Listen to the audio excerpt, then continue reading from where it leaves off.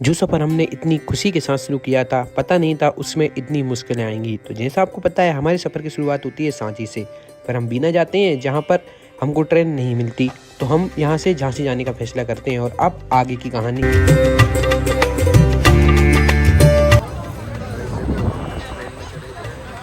बिल्कुल भी पब्लिक नहीं थी। जब हम इस ट्रेन में चढ़े थे तब यहाँ बिल्कुल भी पब्लिक नहीं थी, लेकिन जैसे जैसे अगली स्टेशन आती थी पब्लिक बढ़ती जाती थी। और जिन अंकल की मैं बात कर रहा हूँ वो लिटरली अजीब तरीके की बातें कर रहे थे। उनकी कहानियाँ खत्म होने का नाम ही नहीं ले रही थी।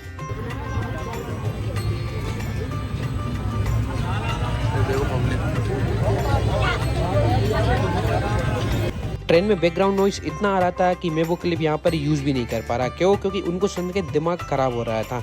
इसके बाद हम जैसे तैसे प्रयागराज पहुँच जाते हैं और हम उतरते हैं नैनी स्टेशन पर। अभी ना निकल गए। ये रही हमारी ट्रेन, हो गई खाली। भाई कैसा रहा एक्सपीरियंस? बाहर चलना ना बस। ये तो स्टेशन के हाल, और अब आपको वहाँ जाकर पता चलेगा क्या हाल है। देखते हैं यहाँ से कैसे जाना है। ये पब्लिक स्टेशन पर आकर हमको दिखती है लाखों की संख्या में लोग। अब इसके बाद हमारे दिमाग में एक चीज़ आती है, कहीं यहाँ कर हमने गलती तो नहीं कर दी? क्योंकि यहीं जब इतनी भीड़ है तो आगे जाके क्या हाल होंगे। देखो ये पब्लिक, ये देखो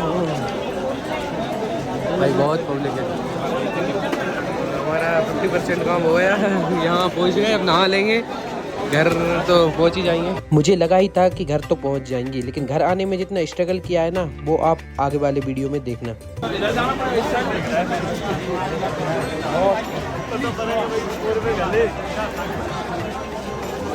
हेलो भाई, देखो हम अभी ना जा रहे हैं संगम, पहुँचने वाले हैं। पैदल पैदल यहाँ गाड़ियाँ आने में भाई पब्लिक तो बहुत ज़्यादा है। बस पहुँचने वाले, पीछे धूप आ रही हुई,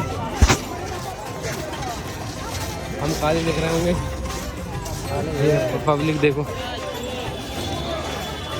अभी तक मैंने रील या वीडियो या न्यूज़ चैनल के माध्यम से ही देखा था कि कैसे कुंभ में एक दिन में करोड़ों लोग नहाते हैं, लेकिन जब मैं यहाँ पर पहुँचा तो मैं सच में देखकर दंग रह गया कि आखिर इतनी पब्लिक। जहाँ जहाँ तक हमारी नज़र जा रही थी वहाँ वहाँ तक केवल पब्लिक ही नज़र आ रही थी।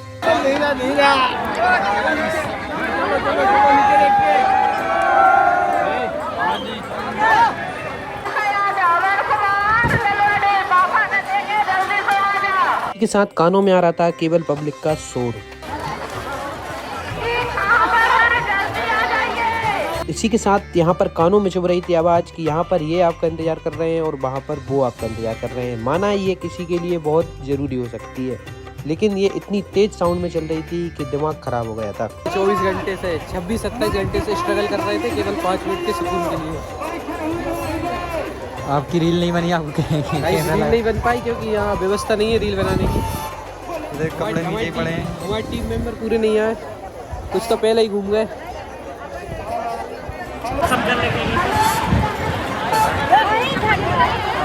यहाँ पर हम स्नान करते हैं और उसके बाद हम देखते हैं हवाई जहाज जो ऊपर उड़ रहा था। वैसे इसके बाद मैं इस ब्लॉग को आगे नहीं बढ़ा पा रहा हूँ क्योंकि मुझे हो रही है बहुत तेज़ सर्दी, जिस वजह से मैं जब खींच के वॉइस ओवर कर रहा हूँ तो मुझे खांसी चल रही है। तो आप वेट कीजिए और एंजॉय कीजिए इस ब्लॉग को। ब्लॉग पसंद आया तो like, comment, share and subscribe. अगले ब्लॉग में हम आपको दिखाएंगे प्रयागराज का मेला और संगम तट।